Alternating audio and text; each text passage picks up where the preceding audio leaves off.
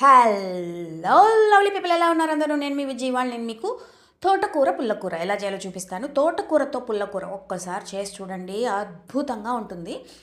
కడాయి వేడి చేసుకోండి. దీంట్లో ఒక 2 చెంచాల నూనె వేసుకొని దీంట్లో ఆవాలు, జీలకర్ర, మెంతులు వేసుకొని పోపు పెట్టేసుకోండి. ఇప్పుడు బాగా దండిగా వెల్లుల్లి రెబ్బలు, పచ్చిమిరపకాయ ముక్కలు కూడా వేసుకుని తర్వాత సన్నగా తరిగిన ఉల్లిపాయ ముక్కలు వేసి ఒకసారి బాగా కలిపేయండి. ఇప్పుడు నేను తోటకూరని ఇలా బాగా 4-5 సార్లు కడిగేసి చిన్న చిన్న ముక్కలుగా ఇలా కట్ చేసి పెట్టుకున్నాను.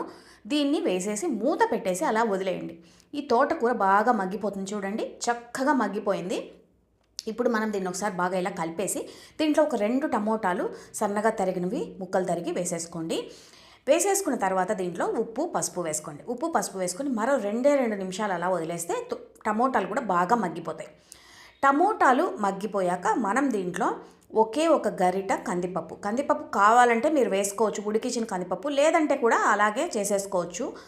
తర్వాత దీంట్లో ఒక చిన్న నిమ్మకాయ సైజ్ అంతా చింతపండు రసం, తర్వాత కారం కానీ సాంబార్ పొడి కానీ వేసేసుకుని ఇలా బాగా కలిపేయండి.